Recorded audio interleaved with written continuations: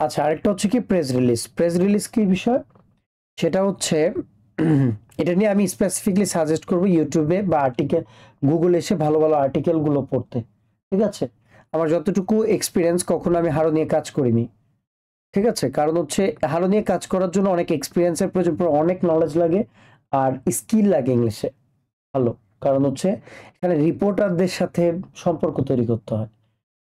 কোন রিপোর্টারদের? যারা online article লিখে ওয়েবসাইটগুলোতে, নিউজ পোর্টালগুলোতে। ঠিক আছে, কিংবা ধরো গার্ডিয়ান নামক কোন একটা ওয়েবসাইট বা বিবিসি নামক যে ওয়েবসাইটটা আছে, এখানে কি পুরো ইন্টারন্যাশনাল ওয়েবসাইট না এটা, যদি এটা ইউকে বেসড, লন্ডন বেসড, কিন্তু তারা কি করছে, সারা ওয়ার্ল্ডকে সার্ভ করতেছে। সো এখানকার রিপোর্টার যারা কন্টেন্ট গুলো যারা লিখে, তারা এসে এসে বিভিন্ন ওয়ার্ল্ডের বড় বড় প্ল্যাটফর্মে এসে কি করতেছে, কন্টেন্ট গুলো কালেক্ট করতেছে। আজকে কি নিয়ে লেখা যায়, আজকে কোন কন্টেন্টটা পাবলিশ করা যায়। কারণ তারা তো জার্নালিস্ট, তারা কিন্তু এত ভালো ইনডেপথ নলেজ জানে না। সে কি টেক নিয়ে এত ভালো জানে? সে কোনো একটা ইন্ডাস্ট্রি নিয়ে লিখবে, সে কি ভালো জানে? সে তো জানে, সে শুধু তার পেশাটা খুব ভালো জানে। বাকিগুলো কি করে, কোন একজন স্পেশালাইজ যে যে টপিকে, সে টপিক দিয়ে লিখিয়ে তার কাছ থেকে সেখান থেকে কালেক্ট করে, তার বিনিময়ে একটা দুটা ব্যাকলিং দেয়। ঠিক আছে, তাহলে এত বড় একটা ওয়েবসাইটে যদি এত বড় বড় লক্ষ লক্ষ ট্রাফিক, কোটি কোটি ট্রাফিকের ওয়েবসাইট bbc.com, এখানে যদি আমার একটা কন্টেন্ট যায়, সেখানে কোটি কোটি ট্রাফিক, সেখান থেকে কি আমার 1 লক্ষ 2 লক্ষ ট্রাফিক আসবে না? আসার সম্ভাবনা আছে। সারা জিন্দেগি কিন্তু থাকবে, হোল লাইফ, ইন্টায়ার লাইফ থাকবে। তার পাশাপাশি কি হচ্ছে, আমার অথরিটি বৃদ্ধি পাচ্ছে, কারণ সে একটা বিগ জায়ান্ট, আমি একটা ছোট চুনোপুটি। তার সাথে সম্পর্ক হওয়ার ফলে আমিও আস্তে আস্তে করে গুগল আমাকে প্রায়োরিটি দেওয়া শুরু করেছে। কেন? কারণ আমার সম্পর্ক কার সাথে? বিগ জায়ান্টের সাথে, বড় বড় স্মার্ট পিপলদের সাথে, তাই না? ওকে, সো এটা হচ্ছে বেসিক্যালি হারোর কাজ। আমি সাজেস্ট করব ভালো ভালো ইউটিউবে ভিডিও আছে, যারা এগুলো নিয়ে কাজ করে তাদের ভিডিওগুলো দেখতে। আমি যেটাতে বেস্ট না, আমি সেটা নিয়ে আলোচনা করে হয়তো আমি বুঝিয়ে দিতে পারি, কিন্তু আমি করে তো দেখাতে পারবো না। আর এটা প্র্যাকটিক্যাল কাজ না করা পর্যন্ত এটা নিয়ে এক্সপিরিয়েন্স হবে না। ওকে, ইউটিউবে যদি আমি সার্চ কিভাবে করব, আমি সার্চ করি হাউ টু ওয়ার্ক উইথ হারো ব্যাকলিং, দেখতে পেলাম। আমি যদি এখানে 20 মিনিটের উপরের ভিডিওগুলো দেখি, এই যে দেখতে পাচ্ছি 42 মিনিট সেটা নিয়ে আলোচনা করছে। হেল্পে রিপোর্টার আউট, দেখতে পাচ্ছে যে কিভাবে ট্রাফিক ইনক্রিজ করে। প্রথম দিকে কত ছিল, শুধু একটার ব্যাকলিং পাওয়ার ফলে সেটা কততে চলে গেছে, বুঝতে পারছি ছবিতে। তো হারুগুলো এইভাবে হেল্প করে। এই যে দেখতে পাচ্ছি প্রথমে ছিল 5.6K মান্থলি, 5.6K ব্যাকলিং, তারপর সেটা অর্গানিক ট্রাফিক হয়ে গেছে 84,000 একটা ব্যাকলিং করার ফলে, বা 2-3টা ওয়েবসাইটে ব্যাকলিং পাওয়ার ফলে। আচ্ছা, এটা নিয়ে আমি এত বেশি আলোচনা করছি না। ওয়েব 2.0 কি? ওয়েব 2.0 হচ্ছে আমরা যে ওয়েবসাইট ডিজাইন শিখছি, ওয়ার্ল্ডে কিছু ওয়েবসাইট আছে যারা ফ্রিতে ডোমেন হোস্টিং প্র্যাকটিস করতে দেয়। ওই যে আমরা pantheon.com এ প্র্যাকটিস করেছিলাম, খেয়াল আছে? সো এই যে ওয়েবসাইটটা, সেখানে কি আমরা ডোমিনেট করতে পারছিলাম টাকা দেওয়া ছাড়া? ওয়ার্ল্ডের এরকম শত শত ওয়েবসাইট আছে, যেই ওয়েবসাইটগুলোতে আমরা ফ্রিতে ওয়েবসাইট বানাইতে পারবো, কিন্তু ডোমিনেট করতে পারবো না। কিন্তু গুগল আছে, তাদেরকে আবার কি দেয়, ইন্ডেক্সও করে, র্যাঙ্কিংও দেয়। সো আমরা যদি সেই সকল ওয়েবসাইটে গিয়ে আমাদের নিজস্ব সেম টপিক বা অন্য কোনো একটা টপিক, সিমিলার টপিক রেখে, রিলেভেন্সি রেখে যদি আমরা আর্টিকেল ওয়েবসাইট বানাই বা কোনো কন্টেন্ট ওয়েবসাইট বানাই, সেখানে যদি ব্যাকলিং করাতে থাকি, এটাকে কি বলবে? Web 2.0 backlink. যেমন ওভারভিউতে কি বলছে সেটা আমি আর আলোচনাতে গেলাম না। অ্যাকাউন্টস কি? এই যে create a manual 2.0 backlink, VPN account create করে তারপর সেটাতে কি করা, অ্যাকাউন্ট ক্রিয়েট করা। ব্যাকলিং কমন টার্মস কি কি? লিঙ্ক প্রোফাইল, লিঙ্ক জুস, এগুলো আমি আলোচনা করছি না। ঠিক আছে, এগুলো অনেক ইনডেপ আলোচনা আর অনেক প্রশস্ত আলোচনা। ঠিক আছে, আমি কোন একটা ক্লাসে যদি এগুলো নিয়ে আলোচনা করি, সেই ভিডিওটা তোমাকে দিয়ে দিব। ওকে, আর বেটার হয় কি হবে, যে একটা টপিক নিয়ে, একটা নিয়ে যদি আলোচনা করতে চাই, 10 মিনিট 15 মিনিট করে টপিক লাগবে। ওকে, সো যদি এসইও নিয়ে ইনডেপথ আলোচনা, কাজ করার এক্সপিরিয়েন্স থাকে, আর বেসিক্যালি এখন বোঝার কথা না, লং টাইম এসইও নিয়ে কাজ করার পর 6 মাস মিনিমাম কাজ করার পর তখন এই টপিকগুলো মাথায় ঢুকবে, অন্যথায় এগুলো ঢুকবে না। আপাতত আমরা এটা জানি, যেমন ওয়েব 2.0 ব্যাকলিংকের ওয়েবসাইটের লিস্টগুলো কি কি, আমরা যদি গুগল এসে সার্চ দিই ওয়েব 2.0 ব্যাকলিংকস ওয়েবসাইটস লিস্টে যে পাচ্ছি, এই যেখানে আমাকে কতটা সে বলে নাই, কত 500 ওয়েবসাইট দেখতে পাচ্ছি। এদের কিন্তু ডোমেন অথরিটি অনেক বেশি। এই যে পেলাম, যেমন এই ওয়েবসাইটগুলোতে যে আমি অ্যাকাউন্ট ক্রিয়েট করলাম, যে ডু ফলো ব্যাকলিং দিচ্ছে। আমি কি করব, ওয়েবসাইট তৈরি করব, সেখানে একটা দুটো আর্টিকেল এআই দিয়ে পারি কিংবা নিজে কন্টেন্ট রাইটার দিয়ে পারি, সেটাকে দিয়ে লিখিয়ে তারপর আমি কি করতে পারি, সেটাকে আমার ওয়েবসাইটের সাথে কানেক্ট করে দিতে পারি। এরকম যদি যেখানে 500 দেয়, আমি যদি 100-200 করতে পারি, 100-200 ওয়েবসাইটের মধ্যে কি 50-60টা ওয়েবসাইটটা কি র্যাঙ্ক করবে না গুগলে? র্যাঙ্ক করলে সেখান থেকে ট্রাফিক আসবে না, আমার ওয়েবসাইটে লিঙ্ক জুস পাস হবে না। বুঝতে পারছি? সো সেই কাজটা আমরা করবো, গুগল এসে সার্চ করবো। এই লিস্টটা কিন্তু সেম, গুগল থেকেই কালেক্ট করা, একটা একটা করে কালেক্ট করা, আর কিচ্ছু না। তারপর কি আছে আমরা একটু দেখি। ওয়েব 2.0 ব্যাকলিংক বুঝতে পারলাম। এটা নিয়েও 1 ঘন্টার ক্লাস করানো যায়, 2 ঘন্টার ক্লাসও করানো যায়, আবার যদি 2টা-3টা ক্লাস করাতে চাই সেটাও সম্ভব। কিন্তু আমি মনে করি না যে আহামরি এটা বিশাল কিছু, ঠিক আছে? কারণ কি, কারণ আমরা ওয়েবসাইট ডিজাইন শিখেছি, একটা ওয়েবসাইট নিয়ে কাজ করতে হয়। কোথায় বেসিক্যালি কি থাকে, হেডার থাকে, একটা ফুটার থাকে, আর মাঝখানে কি থাকবে সেটা টাইনা ছিঁড়া ডিজাইন করা যায়। এখন আমি সাজেস্ট করব যে একটা দুটো ওয়েবসাইটে গিয়ে কি করা, প্র্যাকটিস করে রাখা। যেমন ওয়ার্ডপ্রেস zing.com, যেমন wordpress.com এসে একটা অ্যাকাউন্ট ক্রিয়েট করে সেখানে তার একটা ডোমেন দিবে বাই ডিফল্ট, সেটাতে একটা ওয়েবসাইট বানানো এবং সেটা প্র্যাকটিস করা। যেমন আরো কয়েকটা যদি আমরা দেখি, যেমন tumblr.com, এটা ব্লগ লাইভ জার্নাল, এটা একটা ব্লগ আর্টিকেলের মতো, সোশ্যাল মিডিয়ার মতো। academia.edu, ধরো এটাতে একটা অ্যাকাউন্ট ক্রিয়েট করলা, করার পর সেখানে যদি একটা পেজ ক্রিয়েট করতে দেয়, ওয়েব পেজ, সেই ওয়েব পেজটা যদি গুগলে র্যাঙ্ক করে, তাহলে কি লাভ আছে না ক্ষতি? লাভ আছে না? সো এখানে অ্যাকাউন্ট ক্রিয়েট করবা, এগুলো প্র্যাকটিস করে দেখবে একটু। একটা সময় অনেক ভালো কাজ করতো, বাট এখন আমি জানি না কিরকম কাজ করে। আচ্ছা, আমরা আরো কিছু টপিক, এটা হলে আমাদের আজকের ক্লাসটা এন্ড। ওকে, যেহেতু পুরোটাই হচ্ছে যে কি থিওরিটিক্যাল, তাই না? প্রোফাইল ব্যাকলিংক কি, আমি সিম্পলি বুঝাই। যেমন ডিপিপি ভিউ, এখানে যদি আসি দেখতে পাবো, এখানে কি ছিল না, লিঙ্কটা রাখার দরকার ছিল। প্রোফাইল ব্যাকলিং হচ্ছে, যেমন ফেসবুকে আমরা কি একটা অ্যাকাউন্ট ক্রিয়েট করেছি না, সেখানে আমার পার্সোনাল একটা প্রোফাইল আছে না? ঠিক তদ্রূপ আমি যদি এই যে লিস্টগুলো ওয়েবসাইটগুলোতে ভিজিট করি, সেখানে ভিজিট করার পর এই যে ওয়েবসাইটগুলোতে, সেখানে গিয়ে যদি আমাদের বিজনেসের নাম দিয়ে অ্যাকাউন্ট ক্রিয়েট করি, সেখানে আমরা দেখতে পাবো আমার বিজনেসের ওয়েবসাইটের লিঙ্কটা দেওয়া যায়, ঠিক আছে? যদি আমি দেই, এই যে লিঙ্কটা দেয়া গেল, এখান থেকে একটা লিঙ্ক জুস পাস হয়। কি পাস হয়? আমি যদি এখান নাম একটা কি শিখেছি, ওয়েব 2.0, তাই না? আরেকটা হচ্ছে কি দেখলাম এখন, প্রোফাইল ব্যাকলিং। কি ব্যাকলিং? আমি যদি গুগল এসে সার্চ করি প্রোফাইল ব্যাকলিং ওয়েবসাইটস লিস্ট, এই যে দেখো শত শত ওয়েবসাইট পাবো না? পাইছি। আমি কি করবো, এগুলোতে যা যা একটা করে অ্যাকাউন্ট ক্রিয়েট করব, যেখানে ওয়েবসাইটের লিঙ্ক দেওয়া যায় সেখানে লিঙ্ক দিয়ে দিব, শেষ। এতটুকুই কাজ, আর কিচ্ছু না, ঠিক আছে? এটা নিয়ে কি আর এক্সপ্লেন করা লাগবে? শুধু কি করব, ফেসবুকে যেমন প্রোফাইল ক্রিয়েট করেছি, এই যে যদি কেউ ভিজিট করে তাহলে তো ভিজিট করলো, এটা মেইন উদ্দেশ্য হচ্ছে সাইটেশন বিল্ডিং করা। কি করা?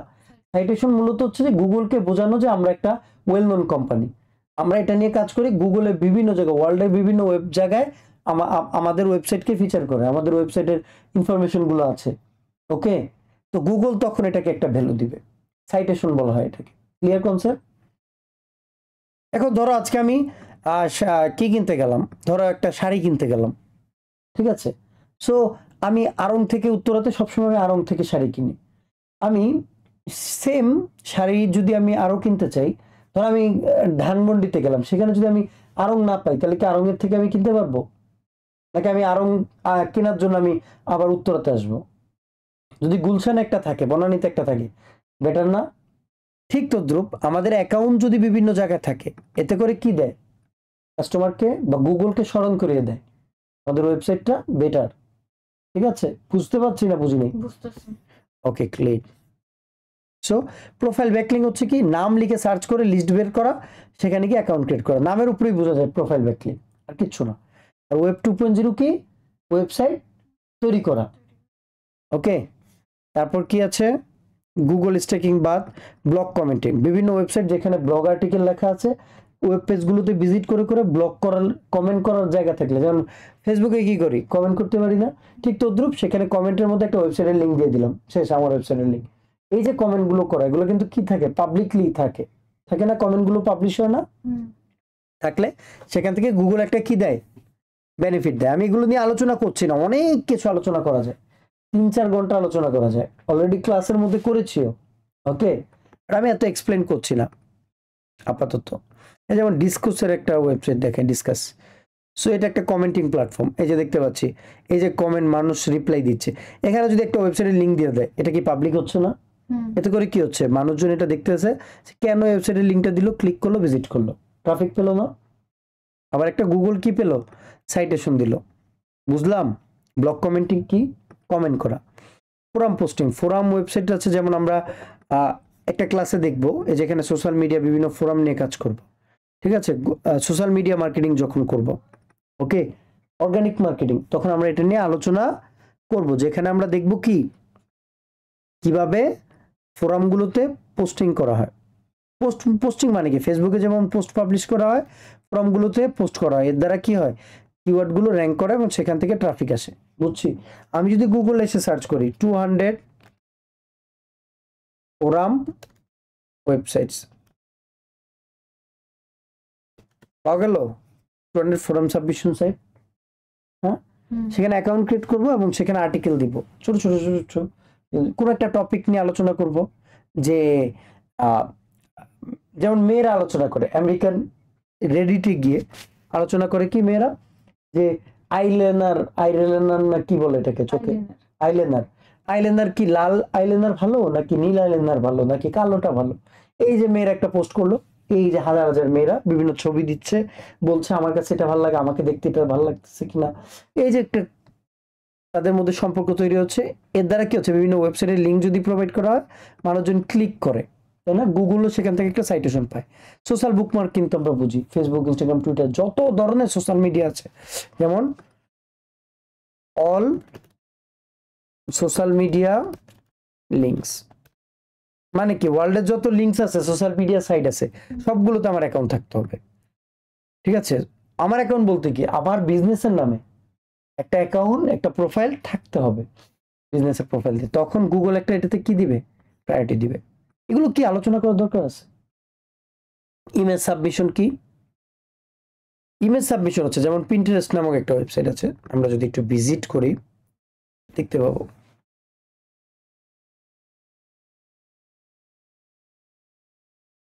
এখানে এই যে ওয়েবসাইটটা, এখানে মানুষজন কি করে, শুধু ইমেজগুলো পাবলিশ করে, আর কিছু না, কিন্তু ইমেজের পিন তৈরি করে। আমি কিভাবে দেখাই, এক্সপ্লোরে গেলাম, এই দেখবো বিভিন্ন ইমেজ, ঠিক আছে? যেমন এটা একটা ক্যাটাগরিতে গেলাম, তারপর দেখবো মানুষজনে যে ইমেজ দিচ্ছে, কি দিচ্ছে, এই যে মেয়েরা বিভিন্ন টপিক নিয়ে আলোচনা করতেছে, একে অপরকে পিন করতেছে, এই যে ইটসি প্রোডাক্টকে ইয়া করতেছে। কেউ যদি এখানে ক্লিক দেয় ভিজিট, এই প্রোডাক্টটা, এই যে এই নেল পালিশ 11 বা কিছু একটা, এই যে ইটসিতে সেম ভাবে চলে আসে। এটা কি ছিল, একটা ইমেজকে এখানে পাবলিশ করার মাধ্যমে একটা ট্রাফিক পেয়ে যাচ্ছে, পাচ্ছে কিনা। আমরা কি করতে পারি, এখানে যখন আমরা কিডস লিখে সার্চ দিলাম, সত্য যে সে আউটফিট বিক্রি করতেছে বাচ্চাদের, আচ্ছা সে কোনো ইয়া দেয় না, আপাতত এখনো কোনো লিঙ্ক প্রমোট করতেছে না, এটা দেখি। সেও 5.1 আপাতত করতেছে না, যেহেতু অনেক কম ফলোয়ার আস্তে আস্তে বাড়তে থাকলে সে তখন করবে। তাহলে এরকম বিভিন্ন ওয়েবসাইট আছে যেখানে কি করা যায়, ইমেজ পাবলিশ করা যায়। আমরা যদি গুগলে এসে আবার সেম ভাবে লিখি ইমেজ সাবমিশন, যে নামটা ওখানে দেয়া, ইমেজ সাবমিশনস ওয়েবসাইটস, পেলাম 60 ইমেজ সাবমিশন সাইট। এই ইমেজগুলো যখন আমরা পাবলিশ করব, গুগল কি করবে, এই ইমেজগুলোর থ্রুতে সাথে সাথে একটা লিঙ্ক দেওয়া যায়, যেটা আমরা একটু আগে দেখলাম পিন্টারেস্টে। লিঙ্কটা দিলে মানুষ ক্লিক করার সাথে সাথে সেটা কি করে, ভিজিট করে ফেলে, ট্রাফিক বাড়তেছে। আবার এই যে আমরা দেখতেছি ডিএপি, এই যে ওয়েবসাইটগুলো ইমেজ সাবমিট করতেছে, ডিএ কত 93, ডিএ কত 92, বুঝতে পারতেছি। তার মানে তাদের থেকে লিঙ্ক পেলে কি হবে, হিউজ না, অথরিটি বাড়বে। আমি যত বেশি করতে পারবো তত আমার লাভ, আমার ওয়েবসাইটে র্যাঙ্কিং আসবে। কিছুদিন পরে এসইওতে কাজ করতে গেলে দেখবে যে এখানে আমার ওয়েবসাইটে র্যাঙ্ক করে না, কেন? কারণ তুমি তো এগুলো করোই নাই, আমি খালি শিখেছি, কিন্তু আমি কি করি না, ইমপ্লিমেন্ট করি না। আমি যতগুলো দেখাচ্ছি এগুলো সবগুলো ইমপ্লিমেন্ট করে রেগুলার আমার ওয়েবসাইটে আপডেটও থাক, কন্টেন্ট পাবলিশ হতে থাকবে, তার পাশাপাশি রেগুলার এই কাজগুলো চলবে, একসাথে সবগুলো চলবে। আজকে এটা সবগুলো শেষ করব, কালকেটা করবো না, একসাথে 10টা 10টা 20টা 20টা করে সবগুলো শেষ করব। ওকে, তখন আমার 1 মাস 2 মাস একটানা কাজ করার পর সব যখন স্টেজে চলে আসবে, তখন অটোমেটিক্যালি র্যাঙ্ক আসতে থাকবে, ট্রাফিক আসতে থাকবে। ওকে, পিডিএফ সাবমিশন, এরপর হচ্ছে কি ডক সাবমিশন। বিভিন্ন ওয়ার্ল্ডের বড় বড় ওয়েবসাইট আছে, আমি এই যে এখানে কয়েকটা তুলে ধরেছি, কিভাবে করতে হয় এটা দেখাইলাম না। অ্যাকাউন্ট ক্রিয়েট করব, তারা বলে দিচ্ছে এখানে আপলোড ইউর কি, upload your PDF, upload your image, upload your video. এই যে ইউটিউব, একটা ভিডিও কেমনে আপলোড করতে হয় দেখেন লাগে, ইজি না? যদি আমরা দেখবো এসইও কিভাবে করতে হয়, তাহলে এই সেম জিনিসটা একটা অ্যাকাউন্ট ক্রিয়েট করা, তারপর সেখানে পিডিএফটা আপলোড করে দেয়া, একটা অ্যাকাউন্ট ক্রিয়েট করা, ইবুকটা আপলোড করে দেয়া, ডক সাবমিশন করে দেয়া, ডকুমেন্ট ফাইল যেটা, তাই না, সেটা পাবলিশ করে দেয়। ভিডিও সেম ভাবে, যেমন এই যে ইউটিউব, বিমিও, ডেইলি মোশন, আমরা যদি 200 ভিডিও সাবমিশন সাইট লিখে সার্চ করি, পাবো না? সেম ভাবে সেখানে আমরা কি করব, ভিডিও থাকলে ভিডিও থ্রুতে আমরা কি দেখি, ইউটিউবের নিচে কি কমেন্টে লিঙ্ক দেওয়া থাকে না? তাহলে এই যে লিঙ্কটা কি প্রত্যেকটা ভিডিও মানে কি, 100টা ভিডিও মানে 100 বার সেম লিঙ্কটাকে প্রমোট করা হচ্ছে কি না? 100টা ভিডিও থেকে ট্রাফিক আসতেছে। সেম ভাবে যে অডিও সাবমিশন আছে, সো অডিও ওয়েবসাইট পাবো, লিখে সার্চ করলে 100 অডিও সাবমিশন সাইট, আমরা ওখানেও কি করতে পারবো, আমাদের অডিও বানানো। বলতে পারেন যে ভাই কি ধরনের অডিও বানাবো, কি ভিডিও বানাবো? আমার যে টপিক, যে সার্ভিস দিই, আমি তো জানি কি নিয়ে কি ভিডিও বানানো যায়, যাবে না? এটা নিয়ে আপলোড করব। Commonly contribution, question answer site, যেমন এই যে কুয়ারা, স্টেক ওভারফ্লো, এটা দেখবো আমরা সোশ্যাল মিডিয়া মার্কেটিং এ। আর এগুলো নিয়ে আলোচনা করতে পারি, আলোচনা এমনিতেই সহজেই বোঝা যাবে যে কোন ওয়েবসাইটে কি করতে হয়, নামের উপর দিয়ে। আউটরিচ লিঙ্ক বিল্ডিং, এটা নিয়ে তো আমরা আলোচনা করলাম, আউটরিচ মডেল। গেস্ট পোস্টিং, ওই যে same topic, guest blogging, guest posting. 404 page, এটা একটা ব্যাকলিঙ্ক পাওয়ার স্ট্র্যাটেজি। কি, ধরো একটা ওয়েবসাইটকে পেলাম, 404 পেজ বলতে কি বোঝায়, ওই পেজটা নাই, কি এই পেজটা অবশ্যই স্টাডি করবা। এটাকে বলা হচ্ছে কি নাম বলা হয়, all kinds of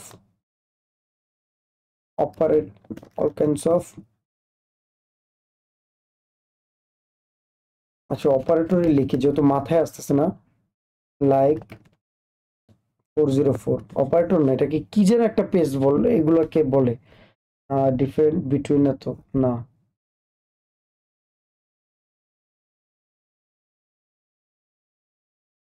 status code tense of এসটিটিপি, status code HTTP, মনে পড়ছে, পি স্ট্যাটাস কোড। এই যে স্ট্যাটাস কোড, এগুলো আমাকে পড়তে হবে। যেগুলো এই যে 401 আনঅথরাইজড, মানে কি, এটা অ্যাক্সেস করতে পারবে না যে কেউ। এরপরে 403 মানে কি, ফরবিডেন, মানে এই লিঙ্কটা নিষিদ্ধ, আছে অ্যাক্টিভ আছে কিন্তু কেউ ভিজিট করতে পারবে না।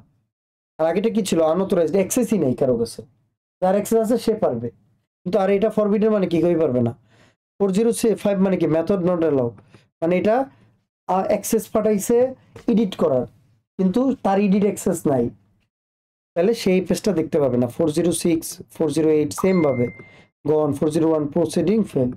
তো এরকম অনেকগুলো স্ট্যাটাস কোড আছে, এইচটিটিপি এস স্ট্যাটাস কোডস। এই বাসায় গিয়ে এই স্ট্যাটাস গুলো মাস্ট স্টাডি করবা, ঠিক আছে? 1 থেকে 100-র মধ্যে যদি কোনো স্ট্যাটাস কোড দেখায় তাহলে কি হয়, 200 থেকে 299 থাকলে কি হয়, এই যে এই পুরো আর্টিকেলটা, এই যেখান থেকে সব পড়বা। ওকে, এটা হচ্ছে মাস্ট। কি লিখে সার্চ করবা, এইচটিটিপি স্ট্যাটাস কোডস, কি লিখে, এইচটিটিপি। এই যে দেখো মাঝখান দিয়ে যেখানে দেয়া থাকে প্রত্যেকটা এইচটিটিপি, এই যে এটা এইচটিটিপি স্ট্যাটাস কোড। ওকে, সো এটা নিয়ে স্টাডি করবা। 404 পেজ কি, পিবিএন আগে একটা সময় কাজ করতে, এখন করে না, এটা বাদ দিলাম। Private blogging network by old domain, এটা আগে এক সময় কাজ করতো, রিসেন্টলি এই বছরের মাঝামাঝি সময় এটা নিয়ে গুগলের একটা ভালো আপডেট আসছে, যেখানে ওল্ড ডোমেন পারচেস করলে, যাদের অলরেডি ধরো তুমি একটা ডোমেন কিনছো, এটাতে অনেকদিন কাজ করছো, করার পর তোমার কাছে মনে হচ্ছে কি এই ওয়েবসাইটটা মনে হয় আর আমার কন্টিনিউ করা উচিত না, ডোমেন অথরিটি কিন্তু বাড়ছে লং টাইম কাজ করার ফলে। পরে মনে হলো কি ওয়েবসাইটটা আর বিজনেস আস্তে আস্তে না বাদ দিয়ে দিই, আর রিনিউ করলাম না, হোস্টিংটা রিনিউ করলাম না। এতে করে কি হয়, ওয়েবসাইটটা বাদ পড়ে যায় না। এই ডোমেনটা যদি অন্য কেউ কিনে তাহলে কি আগের কিন্তু কি রয়ে গেছে, ডোমেন অথরিটি কিন্তু রয়ে গেছে, কিন্তু হোস্টিংটা না সে কন্টিনিউ করে নাই, ডোমেনটা হোস্ট কন্টিনিউ করে নাই, কিন্তু অথরিটি তো ঠিকই রয়ে গেছে। এটাকে বলা হচ্ছে by old domain.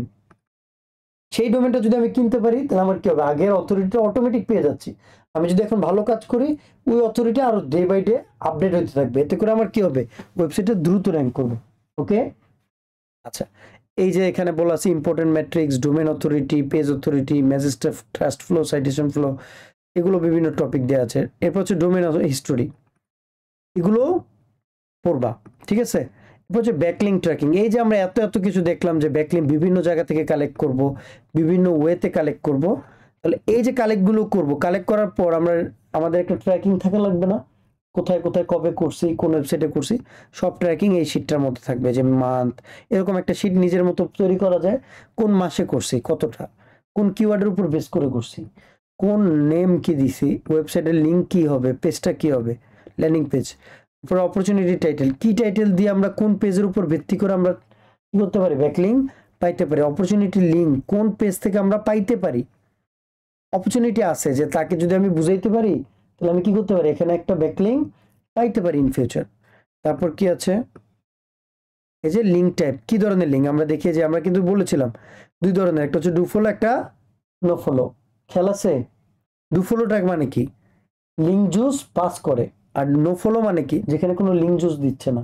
Link juice কি, একটা অথরিটি, একটা একটা ধরো, আচ্ছা ঠিক আছে, ধরো বলতেছে যে তুমি কাকে রেফার করো, যদি এই প্রোডাক্টে এই মোবাইলটা কিনতে হয় কোন প্রোডাক্টটাকে রেফার করো, আমি বলে দিচ্ছি এই প্রোডাক্টটাকে। আমার কি, আমি লিঙ্ক জুস পাস করতেছি, বলতেছি সেও বেটার।